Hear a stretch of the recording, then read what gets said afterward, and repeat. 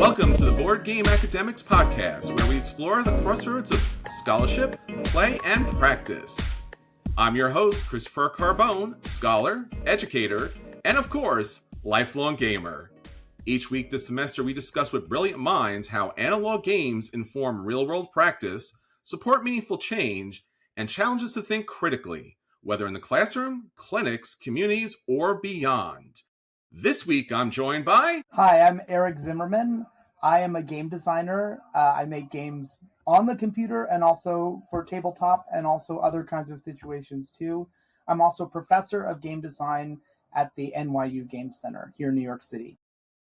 Wonderful. Eric, thank you so much for joining us. We're so glad to have you here. Eric, you have such an extensive ludology and academic work out there, obviously a practitioner in your teaching of game design. Where do you want to take us? Where do you want to start off with? Well, I guess I can say that, first of all, I'm a really cheap date for game design. I'm like, I'll design anything. So over my, I entered the video game industry in the mid 1990s. Sure. And mostly I've worked as a video game designer. For about 10 years, I ran a studio with Peter Lee called Gamelab, and we did a lot of online games. The biggest hit of which was called Diner Dash. And we also worked with companies like Lego and MTV and in the kind of New York City digital media game industry ecosystem. We also spun off a nonprofit organization called the Institute of Play that designed whole schools where games and play were the basis for learning. So while I've made a lot of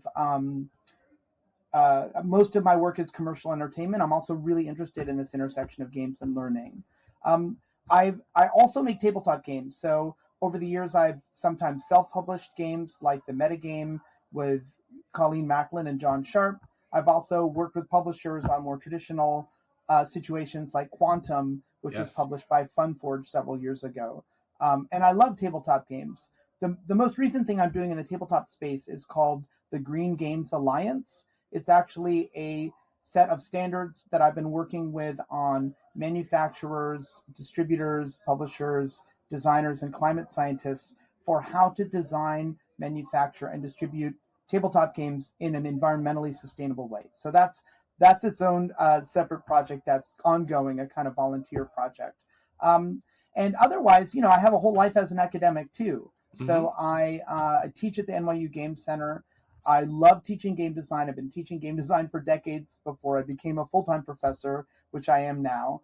And the kinds of classes that I teach are really very sort of tabletop focused, right? So I'm not a programmer, even when I was making video games, and I'm still making video games, but I don't play the programming role. I'm really the game designer. So I'm focused on the designing the player experience, the logic of the game, the interactivity, the content of the game. So the classes I teach here at NYU have to do with really sort of design fundamentals. Sure. Prototyping, iteration, systems thinking, problem solving, and I teach them through non-digital games. So I actually teach social games and card games and board games as a way of getting at these fundamental design skills. Sure.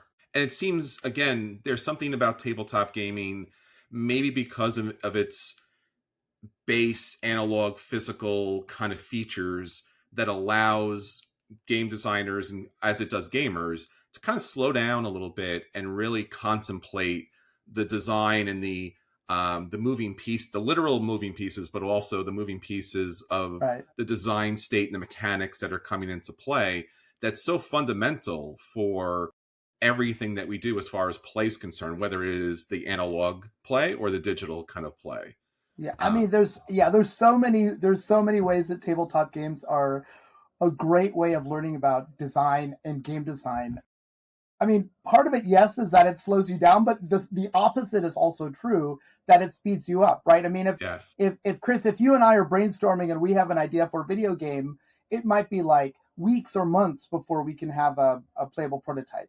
But if we have an idea for a card game, we could like grab some index cards and just be playing in a few minutes, right? So at least some primitive version of the game. So there's also a speed and ease to rapid prototyping that I love in tabletop games. And in a lot of ways, it kind of levels the playing field. In our program, we have people coming in with different amounts of technical knowledge about coding.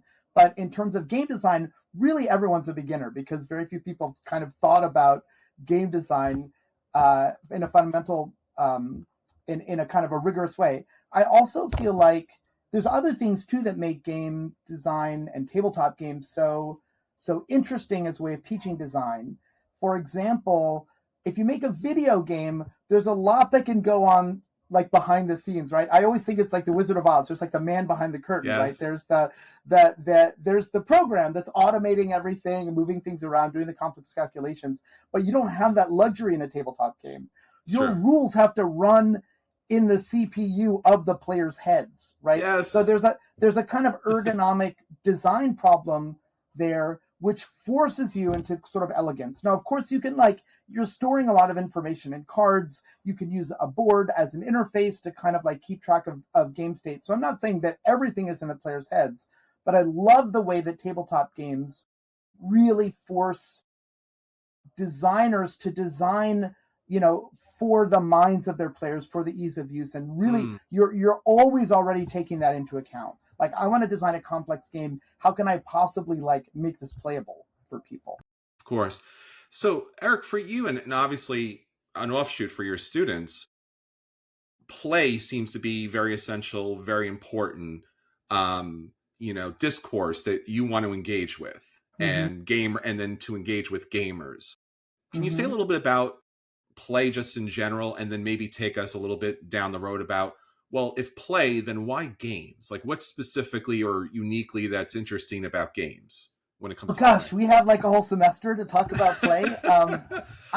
We do have a keynote addressed by you at our upcoming conference, so that's a thing. I'll touch on this a little bit, and yeah, come to the keynote for more. But yes, play is a really, really important, and I think for me a really profound concept. Katie Salen and I, in the Rules of Play, a textbook that she and I co-authored for game design, we define play as free movement within a more rigid structure. And what we mean by that is, for example, language has a structure and a grammar. Yes. And so there are sort of rules of how we use language, rules of how you and I communicate, but our actual conversation is not something that's defined by the rules, right? Our conversation is something which leverages the rules, which sometimes plays with the rules or plays against the rules. It might break some rules. And all of that is play, right? Play happens when designers make structures and then people inhabit those structures in ways that were not intended, right? So actually, I'll just take another example. This shirt I'm wearing is by Zero Waste Daniel. He's a Brooklyn-based designer, and he reuses materials and fabric, right? So in a sense, this is also play, right? The idea of cutting up old fabrics and then returning them into something else. He's playing with those structures. He's using things in a way that they weren't originally intended to do, but in so doing, he's making new structures, right, out of them. In this case, a T-shirt, which itself is kind of playful, right? Sure. In its design, but and on an aesthetic level. I just think that in this sense of playing with structures, for me, play is a real key to creativity. The idea that, hey, we're going to design a new kind of car or a new sort of revenue model or new kind of player experience. That's all about playing with what is. Here's what is, but how can we kind of play with some of those rules? And again, I feel like game design gets right to the heart of these ideas, right? Play is the raw material that you're working with. You're making rules, and then those rules are resulting in play every time people sit down to take part in your game. It's interesting too, because as you said, it seems like games, whether they're tabletop or digital, it's an activity in which we participate in purposely, but also what you're saying is play is also fundamental to who we are and how we engage in the world, whether, like you said, designing clothes or jazz music or hip hop music, right? Where it's me as a person, and I think you said this initially, designing the game rules for a game, an analog game, you have to take into consideration the gamer. How can they, embody, inhabit, reorganize, redevelop, and then, after some level of assimilation, kind of like take it somewhere else. And I love the fact that tabletop gaming and digital gaming also, of course, allows us to recognize that everything that we're seeing is open for play, that is open for dialogue and discussion and reconstitution. And I can add my own flavor to that. And I think that's one of those things that sometimes we forget. We believe that everything is regiment, that the rules are there to restrict us, but the rules could be there as openings like they are in tabletop gaming. Yeah. I mean, one of my favorite examples is like, think of a kid walking, right? Like walking playfully. Yes. Like we immediately recognize, oh, that kid is playing around or walking playfully. And like, what could they be doing, right? They might be like skipping as they go. They might be spinning around. They might be like avoiding cracks, like trying not to step on the cracks as they go. They could be walking with their eyes closed. All of these things are playing with structures, right? We immediately recognize it as play. Oh, that kid who's skipping, they're playing, right? Yeah. But they're playing because they're not taking transportation as like a narrow, logical utility function to get from point A to point B as efficiently as possible. They're playing with that. They're playing with the structure of their bodies. They're playing with the space of the sidewalk. They're playing with their time, using it inefficiently. They might be playing with the social space of the sidewalk because they're maybe crowding other people who do want to go, in a more straightforward way. And so this idea of play to me is so interesting that it's that is how you would want to invent new forms of walking, right? You gotta play with those structures. And so that's where, Chris, what you were just saying to me connects with just problem solving in general. Yes. Okay, if we feel like aspects of our democracy are broken, that's a structure. How do we invent new ways for that structure to function? How could we play with those structures or change the rules in a way so that maybe, they can't be gamed with gerrymandering, or that they don't end up sort of doing the opposite of what the spirit of democracy is supposed to do because people are using them strategically and finding loopholes and things. So to me, that idea of problem solving and redesigning structures and rules, whether they're in a game that we're trying to design or in some other aspect of life, it's all connected to me. It's wonderful. Yeah. And again, it's so, I believe, and I think the research bears this out, that this is fundamental to human existence, right? Play precedes culture. Play creates culture, right? The conversation, as you said. I'll take your word for it. I don't know what kind of research would say that, but I'll take your word for it. Well, I'll tell you what, Eric, if you go to BoardGameAcademics.com, there's research there that will actually validate and provide you a detailed analysis. Awesome. Love it. Plug intended. But beyond all that kind of fun stuff, certainly now more than ever, people are taking tabletop games and digital video games as well seriously, right? So much so that we call them sometimes serious games or serious play.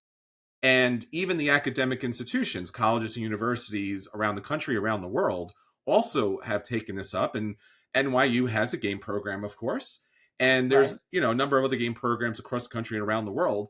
And I'm really interested about that dynamic, that colleges and universities, at one time, as you said, when a kid's skipping around, we say that they're playing, and it's almost in a demeaning, diminishing kind of way. Right. And now the higher levels academics, the ivory towers, are looking at play and they're going, there's something very intelligent about what's going on there. Let us teach that. Let us open up students to that kind of new dynamic.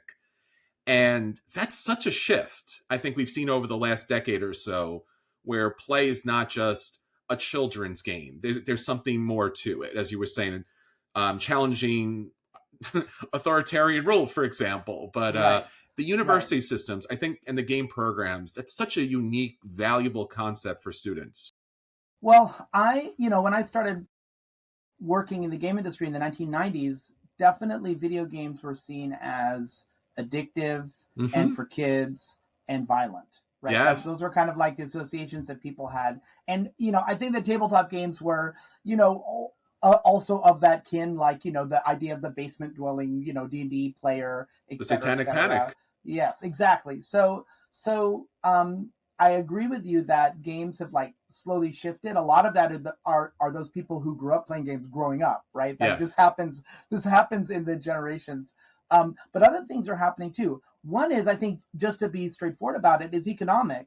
I mean, the game industry is booming. Hmm. And if you look at other culture industries, like everything from journalism and music to theater and books, like most of them, even film and television, they're like plateauing. Like television viewing is, has gone down recently. Like within the last 10 years, it started going down. Since the invention of television, it had never gone down before. And with the rise of social media, video games, interactive media, Yes. digital media, there's just there's jobs out there and there's industries. And so part of what we're doing is training students for industry. Of course, that's the last thing that I don't want to be a part of a vocational program.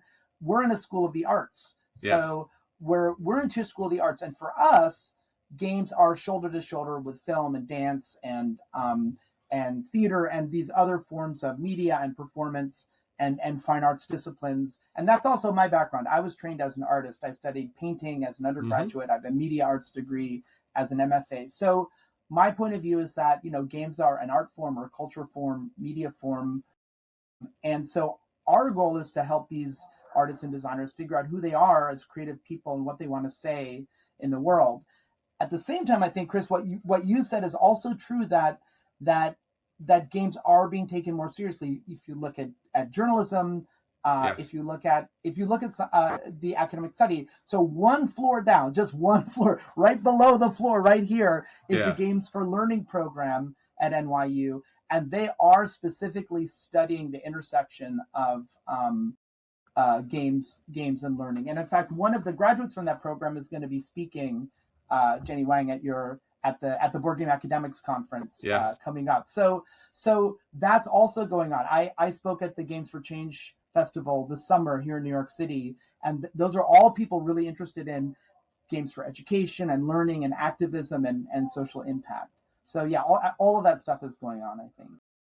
And I think it's essential, especially now more than ever. My background's psychology, and I went to a school that, amongst the many things that they taught in psychology was, European Eastern philosophy about existentialism and a phenomenology and Mm, about the human essence trying to experience the world.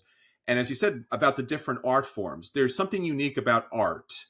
And art is play. The nature of art is changed. The nature of play is changed, right?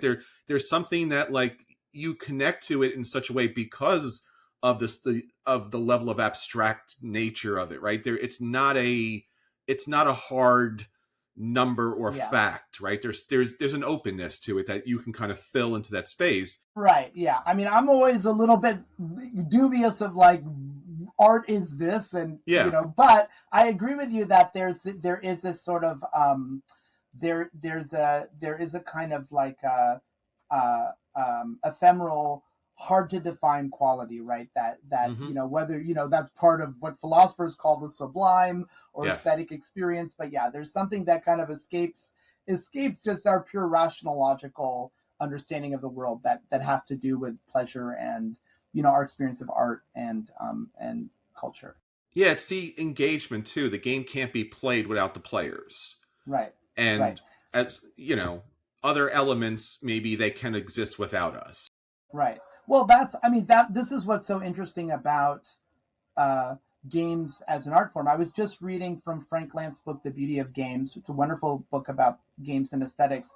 And in that very first chapter, he says, okay, let's consider games alongside these other art forms. What would it Yes. mean for games to sort of, have pretensions to having the seriousness of literature or the glamour of film or the universality of music? Like, what would it mean for us to consider games that way? And so, on the one hand, he wants to put games alongside those forms, but on the other hand, he also recognizes that games are trickier in interesting ways because, as you say, they're about participation. So there's no Hmm. object, for example, like we even with a film, which is a media experience that takes place over time, we can still point at a recording of the film on a disc or Yes. VHS tape and say that's the thing. The thing is there. When we replay that recording, we'll get that media experience. But with the games, it's like what do you point at? You can point at the box, but the box is a set of possibilities which then enables certain behaviors and rituals when followed that result in the experience of people. And it's not like a concert where there's Sure. musicians being spectated, as we all know. Like the spectators are the players, right? The audience are the people engaging with the thing. There is obviously game spectatorship and sports spectatorship too, but anyway, so it's just super interesting, this idea of thinking about how games relate to these other cultural forms. Yeah, and again, for me, it relates once again back to who we are as human beings and that kind of essential state that we seek out those opportunities to engage with the world. And the more the medium is open for play, the more engagement that continues and allows us for even a deeper, more profound kind of opening throughout.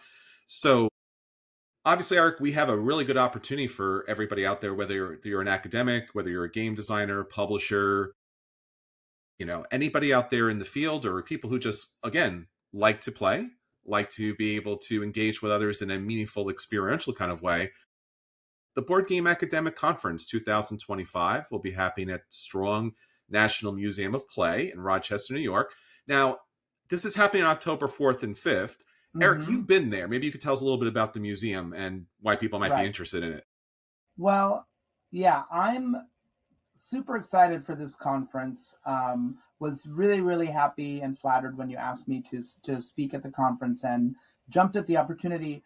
Um, in terms of the Strong Museum of Play, yeah, I went there for the first time this spring, and I was totally blown away. Like I had heard of the reputation and I knew all about it, but um, I think on so many levels, it's just a very, very unique institution, right? They have huge number of exhibits that lets you interact with games and play, whether it is like physical obstacle courses that you're climbing around, or whether it Yes. is playing on these incredible collections of vintage arcade games that they have, and other digital games, or whether it's just like learning information about the history of play, uh, and games like in all its forms, from like supermarket, playing house, to like, Yes. Victorian board games, or, the origins of Dungeons and Dragons.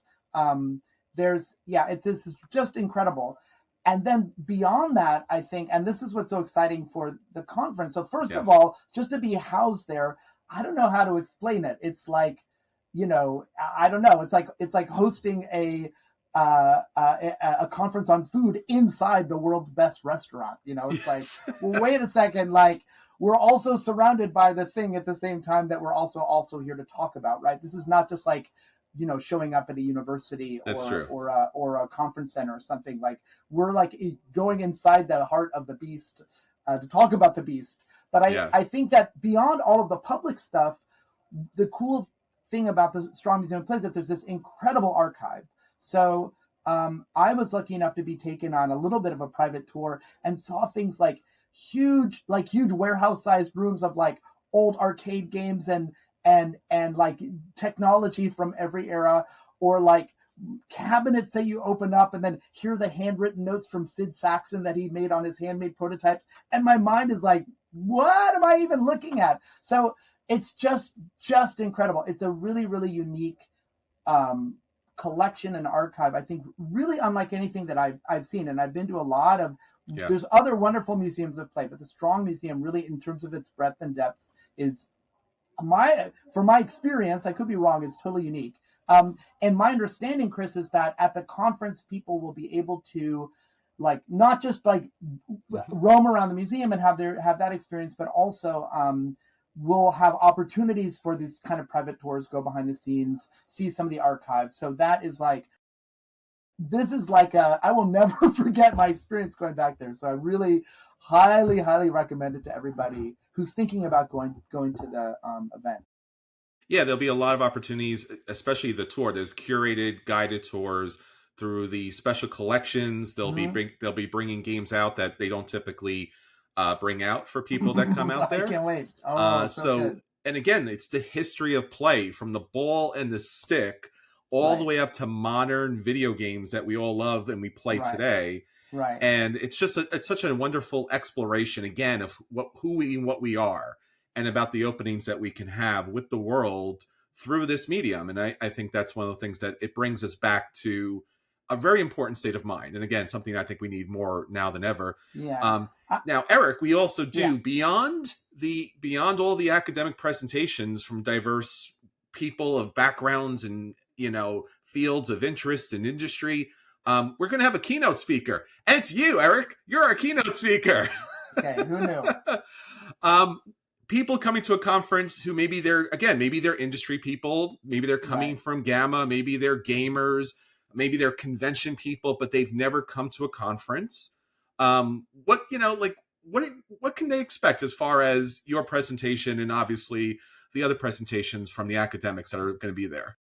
Well, I mean, I can't, the other presentations are going to be what they're going to be, but I know that for me, my research are the games that I make. Yes. And also my practice of teaching game design. So the books that I've written with Katie Salen, Rules of Play is a textbook. My most recent one, The Rules We Break, is a compendium of all the ways I teach design through games and play. So I will be doing some interactive exercises with the audience. So my intention is to really share with the audience, this is how I teach game design, which I think hopefully will be interesting because, for the designers there, we will be going through maybe some very basic and fundamental ideas, but sometimes it's nice to see those fundamental ideas through fresh eyes or through a new context. When I was studying martial arts and studying Kung Fu, my teacher, who was an incredible master from the Shaolin Temple, he would go in and train the basic classes every day and teach those classes. So the benefit for him was doing those fundamental things. So even for professional game designers, I found that going back to the source, and even for very experienced ones, that's useful. For other people, of course, who aren't game designers, it's always interesting to go a little bit deeper into games. How do they work? How do we talk about them? What can we say about them? How can we play with those structures, and what can we learn? I also feel like for all the educators, for all the researchers and academics, of course, it's almost always interesting to see how other people teach, because a lot of people coming to the conference are interested in researching or educating people about games, teaching classes with games. So here's how I teach game design. It's going to be very participatory. I'm still working out the details, how much I want to make it like physical playground style play, tabletop exercises and things. Maybe we'll do a couple of things, but you'll get a taste a little bit of how it is that I teach game design as well. So I'm hoping that my keynote, which, like I said, is going to be very participatory, is going to bridge some of these worlds that are, the different people coming together. Because that's the thing that we haven't really spoken about yet. Yes. While the venue is amazing and the content is amazing, for me, the best part of going to a conference is like what happens in between sessions, in the evenings when you're hanging out, getting a coffee, bumping into people, playing games late at night.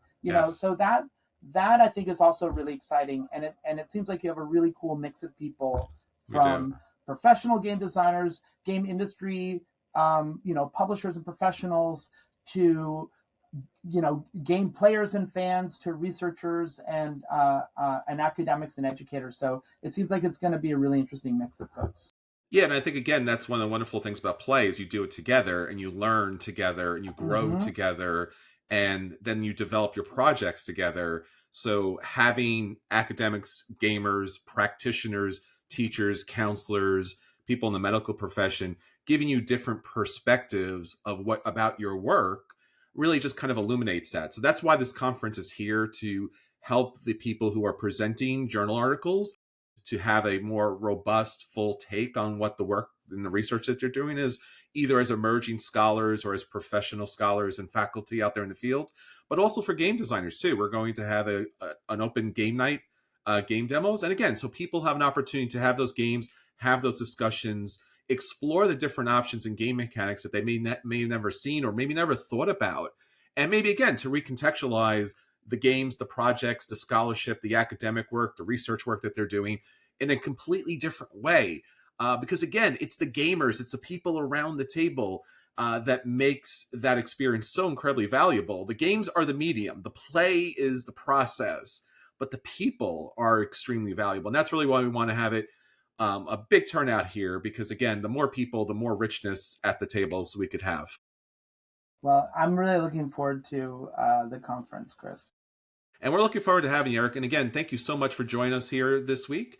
And we are looking forward to your keynote presentation, all the presentations from all the academics and scholars and the game designers, and this, especially, obviously, from the Strong National Museum of Play, who are hosting us and kicking this off. So, Eric, if people want to read more about your work, where can they find you?